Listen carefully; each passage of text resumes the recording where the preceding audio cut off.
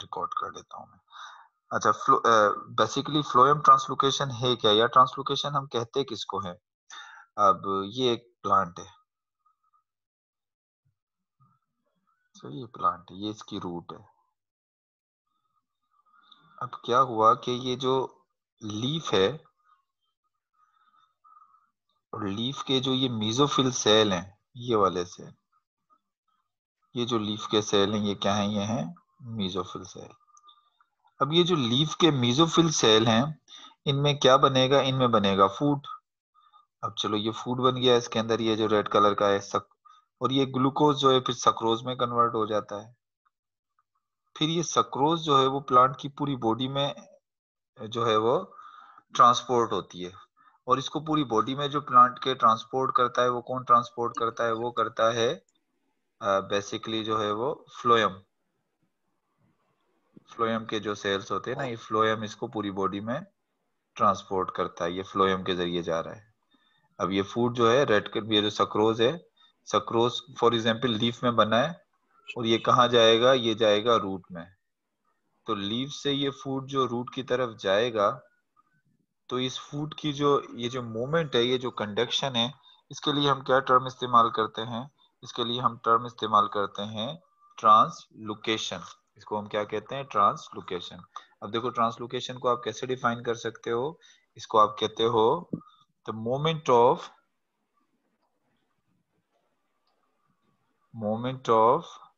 Photo assimilates. Photo assimilates किसको कहा जा रहा है? इस फूड को कहा जा रहा है। जैसे सक्रोज है ना, जो किसके रिजल्ट में बनी है? फोटोसिंथेसिस के रिजल्ट में ग्लूकोज बनी। ग्लूकोज किस में कन्वर्ट हो गई? सक्रोज में। इसी सक्रोज को हम क्या कह रहे हैं? इसको हम कह रहे हैं यहाँ पर photo assimilate. And other organic material, या इसके अलावा जो ऑर्गेनिक मटेरियल होते हैं, and other organic material from, कहां से कहां तक ये जाते हैं? It takes place from source to sink. और किसके जरिए होता है? Via phloem. Is called translocation. यानी इस सक्रोज का या इस फोटो एसिमिलेट का जो फोटोसिंथेसिस के रिजल्ट में बनता है, सक्रोज बना या ग्लूकोज हो गया, जो भी, जब ये क्या कहां से जाता है? ये सोर्स से सिंक की तरफ जाता है, जहां पर फूड बन रहा है, जहां से फूड सप्लाई हो रहा है, उस जगह को हम क्या कहते हैं? उसको हम कहते हैं सोर्स। सोर्स को कैसे डिफाइन करते हैं? सोर्स को हम डिफाइन करते हैं एरिया ऑफ सप्लाई, यानी जहां से फूड सप्लाई हो रहा है, एरिया ऑफ सप्लाई। यहाँ लीफ से फूड सप्लाई हो रहा है ना, तो ये लीफ क्या हो गया? लीफ हो गया यहाँ सोर्स। और जहां पर जमा हो रहा है या जहां पर यूज हो रहा है, वो क्या हो गया? सिंक। ये रूट इस वक्त क्या है? सिंक है।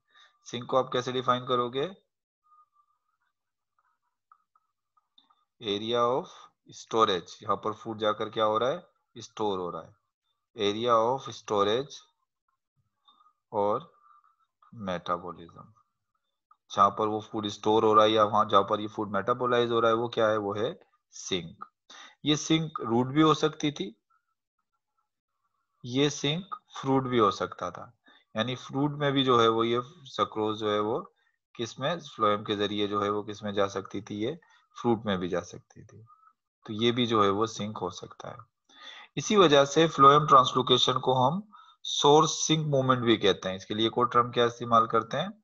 सोर्स सिंक मूवमेंट कहते हैं इसको। अच्छा, एक और चीज याद रखें, कहा जाता है source and sink are interconvertible. Source and sink are interconvertible. अब आप इधर देखो, ये एक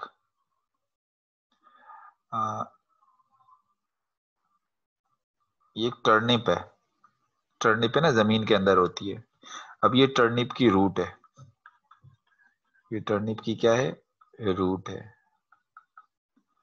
और ये जो है वो टर्निप के लीव्स हैं। ये टर्निप के क्या हैं, ये लीव्स हैं,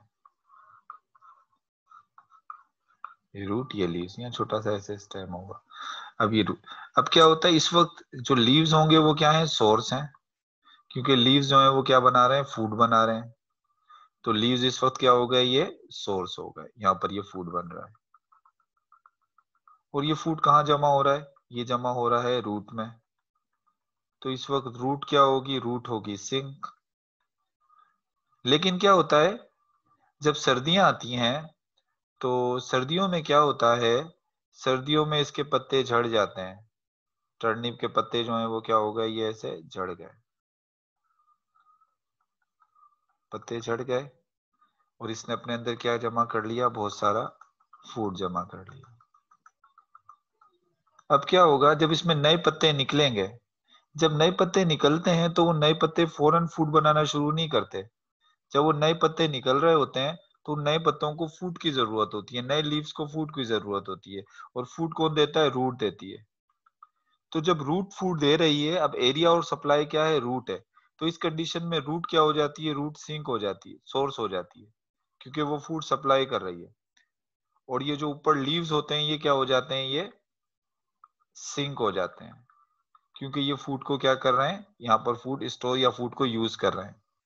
तो मतलब ये हो गया कि सोर्स और सिंक इंटर कन्वर्ट हो सकते हैं एक दूसरे में। एक चीज जो एक टाइम सोर्स का काम कर रही थी वो दूसरी टाइम क्या कर रही है, सिंक का काम कर रही है। लेकिन जैसे ये लीव्स बड़े हो जाएंगे तो ये दोबारा क्या हो जाएंगे, ये दोबारा सोर्स हो जाएंगे, और रूट दोबारा क्या हो जाएगी, सिंक हो जाएगी। तो source and sink are interconvertible, ये एक दूसरे में क्या होते हैं, ये इंटर कन्वर्टेबल होते हैं। अच्छा अब इधर आ जाते हैं हम, यहाँ तक बात समझ में आ गई स्टूडेंट, यस यहाँ तक सर। बात। अच्छा अब इसके बाद हम देखते लेते हैं कि ट्रांसलोकेशन के कितने स्टेप्स हैं, यानी फूड जो ट्रांसफर होता है लीफ से रूट की तरफ अगर जाता है तो उसके स्टेप कौन कौन से हैं। चलो मैं सबसे पहले यहाँ पर एक लीफ बना लेता हूँ, ये लीफ हो गया, ये लीफ हो गया। और लीफ के बाद ये क्या है, ये है स्टेम, ये लीफ के साथ क्या हो गया, ये स्टेम है, और इसको मैं कह देता हूं ये रूट है। इसी तरह से हमने इसमें भी देखेंगे, लीफ, स्टेम और ये रूट। अब क्या होता है इसके स्टेप कौन से होते हैं, मतलब ट्रांसलोकेशन के, ट्रांसलोकेशन के स्टेप का मतलब क्या है कि यहाँ पर ये मीजोफिल सेल है, ये कौन से वाले सेल हैं, ये हैं मीजोफिल सेल। मीजोफिल सेल में जो फूड बनेगा वो यहाँ होता हुआ रूट में जाएगा। अब यहाँ तक जाने के स्टेप कौन कौन से जो है वो स्टेप हैं। अच्छा सबसे पहले तो जो है are number of steps are involve in the movement of photosynthates. Photosynthate किसको कह रहे हैं, इसको आप फोटो एसिमिलेट कह लो, या इसको फोटोसिंथेट कह लो, या आप इसको ऑर्गेनिक फूड कह लो जो सक्रोज होता है। A number of steps are involved in the movement of photosynthesis from mesophyll chloroplast to the sieve element. In this in the phloem of mature leaves, sucrose is synthesis in the cytosol of mesophyll cell. एक दफा ये थोड़ी read कर रहा हूँ फिर उसके बाद आपको ये समझाता हूँ। The sucrose is translocated from the mesophyll cell to the vicinity of sieve element in the smallest vein of the leaf. This generally termed as short distance transport because the solute cover only a distance of 2 or 3 cell diameter. अब देखें phloem translocation का जो पहला step होता है वो होता है शॉर्ट डिस्टेंस। पहला जो स्टेप है उसको हम क्या कह रहे हैं, उसको हम कह रहे हैं शॉर्ट डिस्टेंस ट्रांसपोर्ट, इसको नाम दे रहे हैं short distance transport. Short distance transport में क्या होता है, ये जो मीजोफिल सेल है, मीजोफिल सेल के अंदर जो क्लोरोप्लास्ट होता है, मीजोफिल सेल के अंदर से क्लोरोप्लास्ट में सबसे पहले क्या बनता है, इसमें सबसे पहले बनता है ये फोटोसिंथेसिस से ग्लूकोज। ग्लूकोज कहाँ आ जाता है, साइटोप्लाज्म में। साइटोप्लाज्म में आके किस में कन्वर्ट हो जाता है? साइटोप्लाज्म में आके ये कन्वर्ट हो जाता है किसमें? सक्रोज में। फिर सक्रोज क्या करता है? इसके करीब जो सेल्स होते हैं, ये सक्रोज इसके करीब वाले सेल में जाता है, ये करीब वाले सेल में आ गया। करीब वाले सेल से के बाद फिर क्या होता है? ये कहाँ जमा होना शुरू हो जाता है? ये सक्रोज जमा होना शुरू हो जाता है at the vicinity of phloem cells. ये जो फ्लोएम के सेल्स होते हैं जिनको सीव सेल्स कहते हैं, ये फ्लोएम है ना, इसके छोटे छोटे सेल्स हैं जिनको सीव एलिमेंट्स कह रहे हैं या सीव सेल कह रहे हैं, इनके चारों तरफ आकर सक्रोज जमा होना शुरू हो जाता है। विसिनिटी मतलब इसकी सराउंडिंग में आकर जमा होना शुरू हो जाता है। और यहां से लेके यहाँ तक जो सक्रोज ने मूवमेंट की है, इसको हम क्या कहते हैं? इसको हम कहते हैं शॉर्ट डिस्टेंस ट्रांसपोर्ट। अब शॉर्ट डिस्टेंस ट्रांसपोर्ट का मतलब कहां से कहां तक की ट्रांसपोर्ट को शॉर्ट डिस्टेंस ट्रांसपोर्ट कह रहे हो? मीजोफिल सेल से मीजोफिल सेल से सक्रोज का मीजोफिल सेल से सक्रोज का जो है वो विसिनिटी ऑफ विसिनिटी मतलब उसकी सराउंडिंग, किसकी सराउंडिंग तक जाना?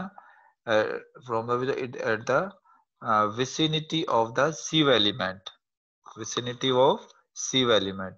सीव एलिमेंट किसको कहते हैं? सीव एलिमेंट कहते हैं फ्लोएम के सेल्स।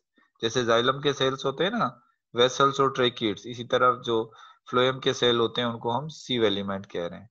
तो मतलब हुआ क्या? शॉर्ट डिस्टेंस ट्रांसपोर्ट में सक्रोज, या सक्रोज को आप फोटोसिंथेट भी कह सकते हो, इसने जब मीजोफिल सेल से विसिनिटी ऑफ सीव एलिमेंट तक गया तो इसको हम क्या कहते हैं? इसको हम कहते हैं शॉर्ट डिस्टेंस ट्रांसपोर्ट।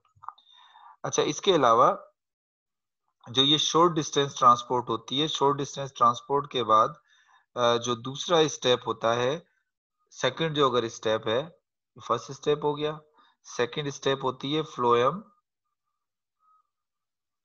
लोडिंग। दूसरा स्टेप है phloem loading. The sucrose is then actively transported into the sieve element. मतलब अब क्या होगा कि विसिनिटी से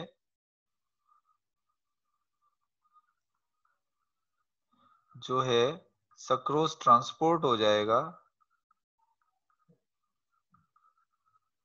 किसके अंदर? सीव एलिमेंट के अंदर। यानी देखो सक्रोज अभी कहां पर था? सक्रोज अभी था कहां पर? ये सीव एलिमेंट की विसिनिटी में। अब ये कहां पर लोड हो जाएगा? अब ये लोड हो जाएगा सीव एलिमेंट के अंदर, यहाँ लोड हो गया। इसको हम क्या कहेंगे? इसको हम कहेंगे फ्लोएम लोडिंग। और ये जो लोडिंग होगी ये एक्टिवली होगी, मतलब यहाँ पर एनर्जी जो है वो यूज होगी इसको ट्रांसलोकेट करने में, क्योंकि पहले से भी सक्रोज कुछ मौजूद होती है फ्लोएम एलिमेंट में। तो वहां यहाँ लो होती है, वहां थोड़ी हाई होती है, तो लो से हाई की तरफ जाती है। तो इसको हम क्या कहेंगे? इसको हम कहेंगे फ्लोएम लोडिंग। अच्छा, एक और चीज याद रखिएगा, जो phloem loading, the path of phloem loading में बी आइदर सिम्प्लास्ट और apoplast depending upon the species. अब क्या होता है, बाज दफा जो फ्लोएम लोडिंग होती है इसमें जो सक्रोज का जो सॉल्यूशन होता है, बाज दफा सक्रोज का सॉल्यूशन जो है वो जो अंदर ट्रांसपोर्ट होता है वो सेल वॉल के थ्रू होता है।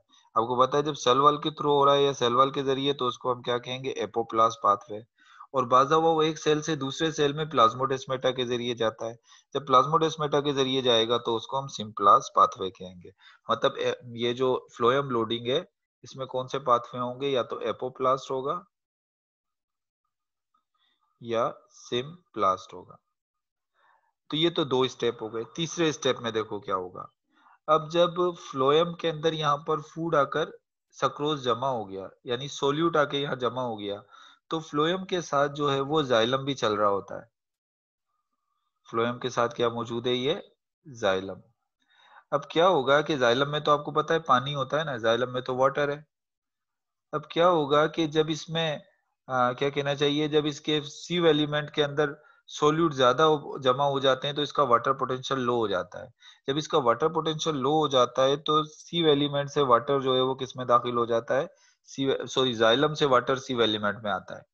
जैसे ही जाइलम से वाटर सीव एलिमेंट में आता है तो यहाँ पर एक हाइड्रोस्टेटिक प्रेशर जो है वो क्या होता है? जनरेट होता है। और पानी जब प्रेशर लगाता है तो पानी के प्रेशर के साथ ये फूड जो है वो कहाँ जाना शुरू हो जाता है, नीचे की तरफ। पानी के साथ होता हुआ ही नीचे की तरफ जाएगा। ये कहाँ चला गया, ये नीचे चला गया। और कहाँ तक चला गया, ये चला गया सिंक तक। ये कहाँ चला गया, ये आ गया, ये सिंक के सेल्स हैं, सिंक में आ गया। अब जब ये फूड सिंक के पास आ जाता है, यहां से मूव करता हुआ,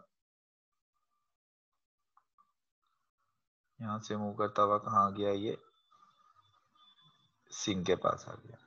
अब एक इसने लंबा डिस्टेंस कवर किया है यहां से लेके यहां तक का, तो इसको हम क्या कहते हैं, इसको हम कहते हैं लॉन्ग डिस्टेंस ट्रांसपोर्ट। अब इसके बाद क्या होगी, लॉन्ग डिस्टेंस ट्रांसपोर्ट। यानी लॉन्ग डिस्टेंस ट्रांसपोर्ट में सोर्स से स्टार्ट हुआ और कहां पर जाकर खत्म हो गया, सिंक की तरफ तक गया, सिंक तक चला गया। अब क्या करना है, इस फूड को कहां पर जो है वो जमा होना है। अब ये फूड जाकर जमा होगा किसमें, अब ये फूड जाकर जमा होगा इन सेल्स में। फूड जाकर इन सेल्स में जो है वो जमा होगा। और जब ये फूड इन सेल में जमा होगा तो इसको हम क्या कहेंगे, इसको हम कहेंगे फ्लोएम अनलोडिंग। Phloem unloading. तो अब देखो ये स्टेप थे। सबसे पहले फ्लोएम, सबसे पहले शॉर्ट डिस्टेंस ट्रांसपोर्ट हुई है, पहला स्टेप सॉरी ये था, दूसरा पहला स्टेप ये था, दूसरा ये, तीसरा और चौथा ये। तो इसको हम कहते हैं कि ये इस तरह से फूड जो है वो ट्रांसपोर्ट होता है। यहां तक बात क्लियर हुई। द ड्राइविंग फोर्स, अब इसका मतलब देखो, असल में जो ड्राइविंग फोर्स है यानी फूड को यहां से यहां जो लेके आ रही है, यहां से यहां तक जो लेकर आ रही है, ड्राइविंग फोर्स कौन सी है। The driving force of translocation of photosynthates मतलब sucrose is believed to be generated by the process of phloem loading and unloading. Therefore, this source to sink moment has greater अच्छा अब देखो कहता है कि असल में जो एक ट्रांसपोर्ट में जो फोर्स है यानी जो एक प्रेशर जो जनरेट कर रहा है वो फ्लोएम लोडिंग और अनलोडिंग। अब ये थोड़ा सा देख लो, ये फ्लोएम लोडिंग और अनलोडिंग क्या है। अब मिसाल के तौर पे देखो, ये एक स्टेम है, सही, और ये है रूट। रूट क्या होती है, रूट सिंक है। यहाँ पर ये लीफ है। अब लीफ पूरा नहीं बना रहा हूँ, सिर्फ अब सबसे पहले फ्लोएम बना लेता हूँ। ये फ्लोएम है, ये फ्लोएम आ गया। और फ्लोएम के जो सेल्स होते हैं, ये छोटे छोटे जो फ्लोएम के ये जो सेल्स हैं, इनको कह रहे हैं सीव एलिमेंट। ये एक सीव एलिमेंट है, ये दूसरा सीव एलिमेंट है, ये तीसरा, ये चौथा सीव एलिमेंट है। अब क्या होता है, सबसे पहले जैसे ही सीव एलिमेंट के अंदर फूड लोड होता है तो इसका वाटर पोटेंशियल क्या हो जाता है, लो हो जाता है। जैसे ही इसका वाटर पोटेंशियल लो होता है तो करीब वाले जाइलम से, करीब इसके जाइलम चल रहा होता है ना, करीब जाइलम से जो है वो वाटर किस में जाना शुरू हो जाता है, करीब जाइलम से वाटर यहाँ पर आना शुरू हो जाता है, क्योंकि यहाँ वाटर पोटेंशियल हाई है, यहाँ लो है।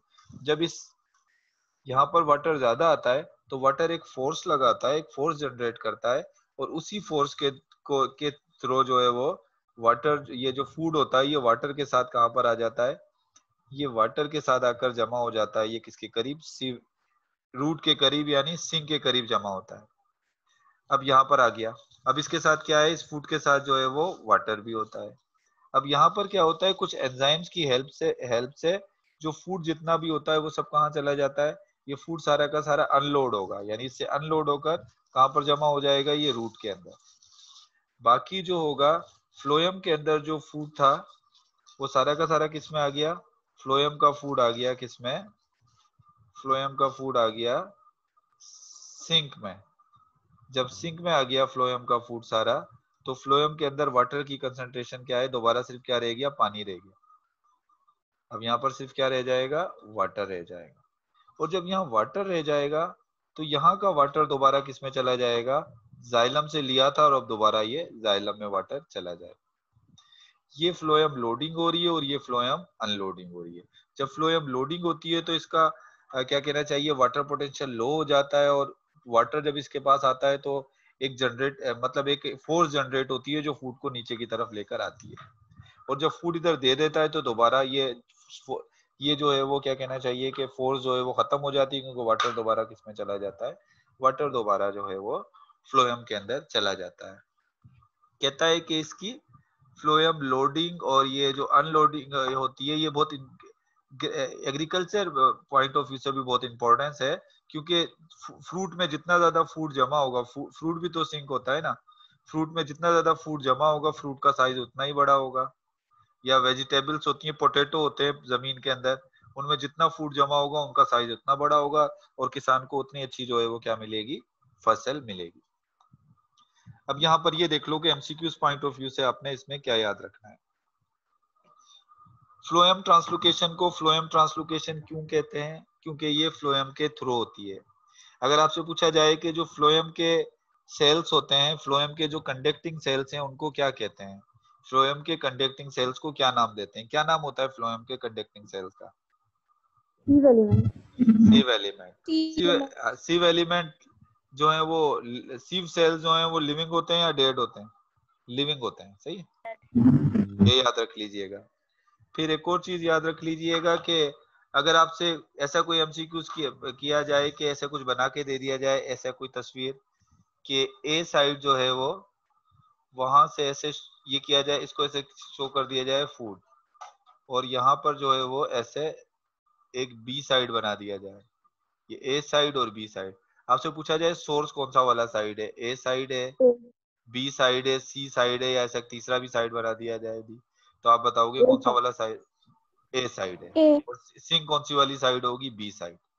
लेकिन इसके साथ एक फ्रूट भी बना दें ऐसे, तो आप कहोगे बी और सी दोनों ही जो है वो क्या हो सकते हैं, सिंक हो सकते हैं, दोनों ही जो है वो सिंक हो सकते हैं। फिर आपसे ये पूछा जा सकता है कि जो, सर, जी जी पूछो। अगर जर्मिनेशन ऑफ सीड हो तब? अगर जर्मिनेशन ऑफ सीड हो? किसकी तरफ? सीड हो, seed, germination of seed. Germination of seed होगा, हाँ जर्मिनेशन ऑफ सीड के अंदर तो चेंज होता है ना, जर्मिनेशन ऑफ सीड में ये होता है जो नया नया प्लांट निकल रहा होता है ना, तो आपको वो पता सिंक होगा, होती हाँ वो सिंक होता है जब वो उसमें सीड जो होता है, है। सीड के अंदर फूड होता है ना, सीड उसको फूड दे रहा होता है, वो सीड सिंक होता है, सोर्स होता है, और वो जो प्लांट निकल रहा होता है वो सिंक होता है। कोटेलिडन के अंदर फूड जमा होता है, बाद में सीड में दूसरी जगहों पे फूड जमा होता है। अच्छा ये हो गया। इसके अलावा अगर आपसे पूछा जाए कि मीजोफिल सेल से सिव एलिमेंट की विसिनिटी में जब फूड जाएगा तो ये कौन सी ट्रांसपोर्ट होगी? Short distance. Short distance transport होगी। और अगर सोर्स से सिंक की तरफ फूड जा रहा है तो ये कौन सी ट्रांसपोर्ट होगी? Long distance. और अगर आपसे ये पूछा जाए कि जो शॉर्ट डिस्टेंस ट्रांसपोर्ट होती है, चाहे इसको आप शॉर्ट डिस्टेंस ट्रांसपोर्ट कह लो, चाहे आप इसको फ्लोएम लोडिंग को, फिर बाद में जो होती है शॉर्ट डिस्टेंस ट्रांसपोर्ट का भी आ जाता है कि शॉर्ट डिस्टेंस ट्रांसपोर्ट में जो सक्रोज जाता है, मूव करता है, वो कौन से पाथवे से करता है? एपोप्लास्ट से करता है, सिम्प्लास्ट से करता है, या cell to cell pathway use करता है? दो हो सकते हैं, या तो एपोप्लास्ट या सिम्प्लास्ट पाथवे, सही है ना। ये इसमें इंपॉर्टेंट चीजें हैं जो पूरे पैराग्राफ में आपने याद रखनी है, और कोई इसमें इतनी, ये जो मेरे पॉइंट्स बताए ये याद रखना है। क्या सोर्स और सिंक इंटर कन्वर्टेबल हो सकते हैं? सोर्स और सिंक इंटर कन्वर्टेबल हो सकते हैं, सही है ना। इसके बाद जो लास्ट, जी जी तो एपोप्लास्ट और सिम्प्लास्ट कहाँ करेगा ये, लोडिंग में या जब शॉर्ट डिस्टेंस ट्रेवल ये करेगा? इधर देखो, इधर देखो भाई, ये मीजोफिल सेल है, वैसे तो शॉर्ट डिस्टेंस में होता है, फ्लोएम लोडिंग में इतना नहीं होता आपकी बुक में, लोडिंग में ये मीजोफिल सेल है, सही है। अब ये मीजोफिल सेल हो गया, और ये हो गया आपका फ्लोएम का सेल जिसको आप कह रहे हो सिव एलिमेंट, सही है, ये इसकी सेल वॉल है। और ये क्या है? ये इसके बीच में भी कुछ सेल्स हैं।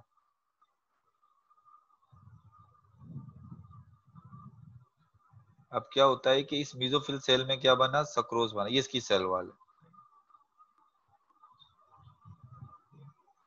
और ये जो है क्या कहना चाहिए, इस जगह पर जो है ये दोनों सेल आपस में जो कनेक्टेड हैं, ये प्लाज्मोडेस्माटा है। अब जो फूड होता है ये एक सेल से दूसरे सेल में जो है वो प्लाज्मोडेस्माटा के जरिए भी जा सकता है। फिर यहाँ पर जो क्या कहना चाहिए, जो फ्लोएम के सेल्स हैं इनमें भी किसके जरिए जाएगा? यहाँ पर भी प्लाज्मोडेस्माटा के जरिए जा सकता है। तो ये जो मूवमेंट होगी जिसमें फूड यानी सक्रोज सॉल्यूशन की शक्ल में प्लाज्मोडेस्माटा के जरिए जा रहा है, तो इसको हम क्या कहेंगे, इसको हम कहेंगे सिम्प्लाज पाथवे। और बाज़ दफा ऐसा भी होता है कि सक्रोज जो है वो सेल वॉल के थ्रू भी जाता है, ऐसे करता हुआ भी चला जाएगा। जब सेल वॉल के थ्रू जाएगा तो इसको क्या कहेंगे, इसको कहेंगे एपोप्लास्ट पाथवे, यानी इन दोनों पाथवे से जाता है। वेक्यूलर पाथवे या सेल टू सेल पाथवे इस्तेमाल नहीं हो रहा, इसको हम कहेंगे। अच्छा, ये चीज थी इसके अंदर इंपॉर्टेंट थी जो मैंने आपको बतानी थी, मैंने आपको बता दिया। इसके अलावा ये है प्रेशर, इसके मैकेनिज्म को और ज्यादा डिटेल में डिस्कस करने के लिए जो एक हाइपोथेसिस है वो है प्रेशर फ्लो हाइपोथेसिस।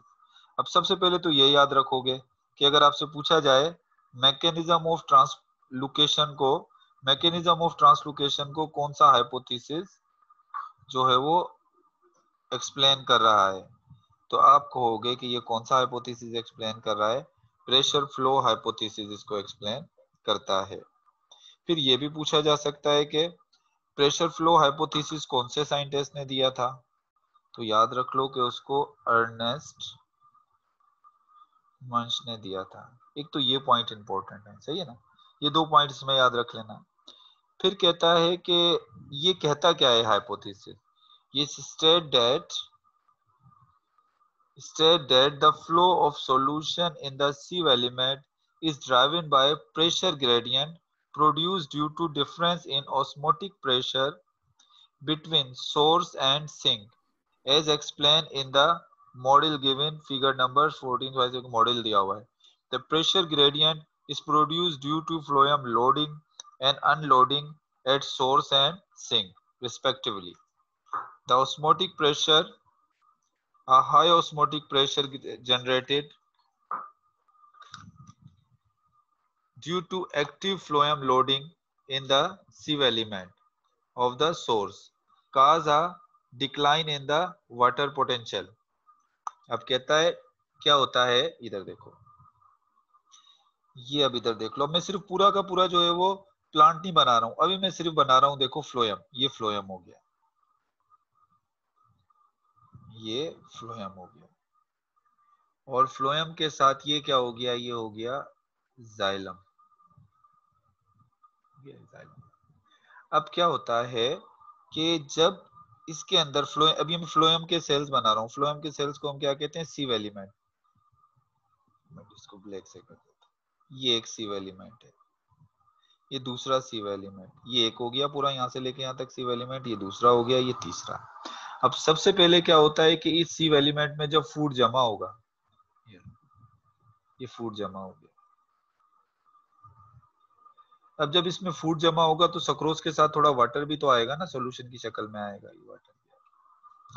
अब क्या होता है, कहता है कि जैसे ही इसके अंदर वाटर आता है तो वाटर आने की वजह से क्या होता है, the pressure gradient produce due to phloem loading and loading at the source to sink respectively, इसमें क्या होता है ऑस्मोटिक प्रेशर।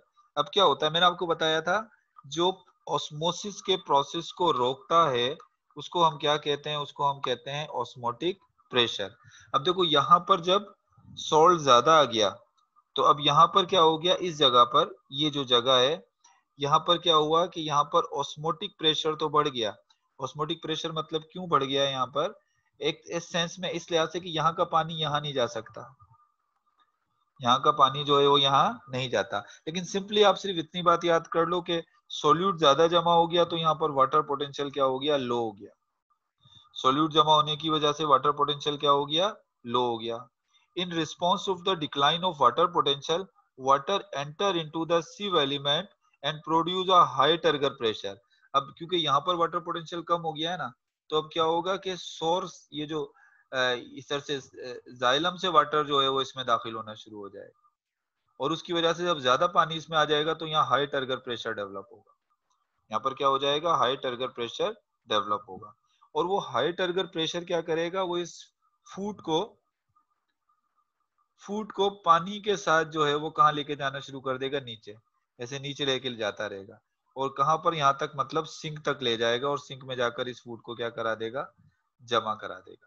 जब सिंक में फूड जमा हो जाएगा तो बाकी क्या रह जाएगा, बाकी रह जाएगा पानी, अब यहाँ पर दोबारा, क्योंकि इसमें से सक्रोज तो निकल गया, सोल्यूट निकल गया, तो वाटर पोटेंशियल दोबारा हाई हो गया, तो फिर दोबारा पानी किस में चला जाएगा, जाइलम में। अब यहाँ पर वाटर पोटेंशियल बहुत ज्यादा है और यहाँ पर वाटर पोटेंशियल कम है, यहाँ पर वाटर का प्रेशर ज्यादा है और यहाँ कम, तो ये हाई से लो की तरफ वाटर जाना शुरू होता है और उसके साथ क्या चला जाता है, उसके साथ जो है वो फूड भी जो है वो मूव करना शुरू कर देता है। तो इसके बाद पोटेंशियल ग्रेडियंट, एक पोटेंशियल ग्रेडियंट डेवलप हो गया ना, कि यहाँ पोटेंशियल ग्रेडियंट की वजह से जो है वो क्या होगा, ये इस तरीके से जो है ये मूव करता है। अब उसके बाद कहता है अगर ये एक और आपने एमसीक्यू उसके पॉइंट याद तो नहीं रखना, लेकिन एक बात मैं आपको बता रहा हूं कि अगर ये फ्लोएम बिल्कुल स्ट्रेट होता, ओपन पाइपलाइन होती, ये ओपन बिल्कुल पाइपलाइन होती, तो इसका नुकसान क्या होता, इसका नुकसान ये होता कि फूड यहां पर जमा होता, फूड यहां पर जमा होता और वाटर कहां से आ जाता, वाटर इसके अंदर से आता ऐसे। अब वाटर और फूड पूरे इसमें ऐसे इक्वली डिस्ट्रीब्यूट हो जाते हैं, एक जितने पूरे इसमें, लेकिन बीच में सीव एलिमेंट के दरमियान में ऐसी वॉल्स हैं, ऐसे बीच में ऐसे वॉल्स हैं जिसको हम कहते हैं सीव प्लेट। और इन सीव प्लेट में क्या होते हैं, इन सीव प्लेट में छोटे छोटे सुराख होते हैं, इन सुराखों से फूड और वाटर मूव करता है। बीच में रेजिस्टेंस आ जाती है तो उसकी वजह से फायदा ये होता है, फूड और वाटर दोनों मिलके जाते हैं। अगर ये बीच में लाइनें ना होती तो ये पानी और फूड पूरे इस पाइपलाइन में ऐसे मिक्स हो जाता, फैल जाता पूरे इसके अंदर। लेकिन जब ये बीच में रेजिस्टेंस होता है तो उसकी वजह से वन बाय वन मूव करता हुआ जाता है। देखें ऐसे लिखा हुआ है आपकी बुक में, an equilibrium between the two and source and sink would be reached very soon if the entire translocation pathway were a single membrane bound। यानी सिंगल मेम्ब्रेन बाउंडेड अगर कंपार्टमेंट होता तो इक्विलिब्रियम आ जाता। लेकिन the सीव plate which are present in the sieve element, sieve element में क्या मौजूद होती हैं, sieve plate मौजूद होती हैं, increase the resistance along the pathway and maintain the pressure gradient in the sieve element between source and sink। ये source और सिंक के प्रेशर ग्रेडियंट को मेंटेन करके रखती हैं, यानी यहाँ प्रेशर ज्यादा होगा, यहाँ प्रेशर कम, तो हाई प्रेशर से जो है वो कहाँ जाना शुरू हो जाएगा, लो प्रेशर की तरफ जाना जो है वो शुरू हो जाएगा। अभी तक इसमें एमसीक्यूज के पॉइंट ऑफ व्यू से कोई इतना इंपॉर्टेंट पॉइंट नहीं है, होंगे तो मैं आपको बताऊंगा। अच्छा, water movement is in translocation pathway is therefore driven by pressure gradient rather than the water potential. अब देखो वाटर पोटेंशियल अपना काम तो करता है कि पानी इधर से इधर मूव कर गया, लेकिन असल चीज ये होती है कि यहाँ पर एक प्रेशर लगता है, यानी वाटर के फूड के साथ एक प्रेशर लगता है और वो प्रेशर उसको मूव करने में क्या करता है, हेल्प करता है। Distance in the tube is active short distance involve in the. अच्छा, अभी तक थोड़ा सा एमसीक्यूज पॉइंट ऑफ व्यू से देख लो कि एमसीक्यूज के अंदर जो है वो इसमें ऐसा कोई सच कोई एमसीक्यूज के हवाले से कोई ऐसे पॉइंट्स बन नहीं रहे, एमसीक्यूज के हवाले से कोई खास इसके अंदर आपको बता देता हूँ पॉइंट्स नहीं है। असल में जो एमसीक्यूज के हवाले से जो खास पॉइंट है वो सिर्फ प्रेशर फ्लो हाइपोथेसिस में, तो आपने सिर्फ एक दो पॉइंट में आपको बता रहा हूँ, याद कर लो। एक तो ये याद कर लो कि प्रेशर फ्लो हाइपोथेसिस किस पर दिया गया है, ये मैकेनिज्म ऑफ ट्रांसलोकेशन को एक्सप्लेन कर रहा है। और दूसरा ये याद कर लो कि ये किसने दिया है। अब इसके अलावा जो बन सकता है ना, कोई ज्यादातर जो क्वेश्चंस आ सकते हैं वो किससे आ सकते हैं, वो जो मैंने आपको पहले बताए ना उससे आ सकता है, वो जो क्वेश्चंस होंगे। अब जैसे आप अपनी बुक में देखो फिगर नंबर 14.6, सबसे पहले सोर्स सेल दिया हुआ है, सोर्स सेल से फूड जो है वो सीव एलिमेंट में जाता है, लेकिन सीव एलिमेंट के साथ भी कुछ सेल्स लगे होते हैं, उन्हें कंपेनियन सेल कहते हैं। थ्योरी में नहीं दिया हुआ लेकिन फिगर में दिया हुआ है, यानी सक्रोज से जो फूड सीव एलिमेंट में जाएगा वो किसके थ्रू होता हुआ जाएगा, कंपेनियन सेल के थ्रू होता हुआ जाएगा। फिर आप देखो सक्रोज जो फ्लोएम है, फ्लोएम के सेल्स दिखाए हुए हैं, फ्लोएम के सीव एलिमेंट दिखाए गए और जाइलम के वेसल्स दिखाए गए। अब फिर जब इसमें फूड जमा हो रहा है तो एक्टिव फ्लोएम लोडिंग जब होती है तो उसके बाद क्या होता है, sieve element increase the osmotic pressure, उसका जो है वो क्या होता है, बढ़ जाता है और water enter and higher turgor pressure develop. यहाँ पर ऑस्मोटिक प्रेशर की जगह अगर ऑस्मोटिक पोटेंशियल इस्तेमाल किया जाता तो वो ज्यादा बेहतर था, यानी कि जब सोल्यूट ज्यादा हो गए ना तो वो कौन सा पोटेंशियल होगा, वो होगा ऑस्मोटिक पोटेंशियल। जब ऑस्मोटिक पोटेंशियल ज्यादा होगा तो ऑटोमेटिकली वाटर पोटेंशियल क्या होगा, स्लो हो जाएगा। जब वाटर पोटेंशियल कम हो जाएगा तो जाहिर सी बात है फिर करीब के जो है वो मतलब जाइलम से जो है वो वाटर किस में जाना शुरू हो जाएगा, वो फ्लोएम के अंदर जाना जो है वो शुरू हो जाएगा। फिर जाइलम से फ्लोएम में जब वाटर जाएगा तो यहाँ से एक प्रेशर जनरेट होगा, और वो प्रेशर क्या करेगा, वो प्रेशर फूड को जो है वो नीचे की तरफ लेके चला जाएगा। फिर जब नीचे फूड जाएगा तो अब वो फूड जो है वो कहाँ चला जाएगा, फूड जमा हो जाएगा सोर्स में। नीचे देखें सोर्स दिखाया हुआ है, सोर्स है, सोर्स के अंदर जो है वो फूड जाकर क्या हो रहा है, जमा हो रहा है। वाटर भी कुछ होगा लेकिन वाटर कुछ एवापोरेट हो जाएगा, कुछ कहीं यूज हो जाएगा। तो फिर ये फूड जो है वो सिंक सेल्स के अंदर जाकर जमा हो जाएगा। जब फूड सिंक सेल में जमा हो जाएगा बाकी रह जाएगा वाटर। तो वाटर दोबारा किस में जा रहा है, वाटर दोबारा जो है वो जाइलम के अंदर चला जाता है। इसको इस तरीके से इलस्ट्रेट किया गया। अब आपको अगर ऐसे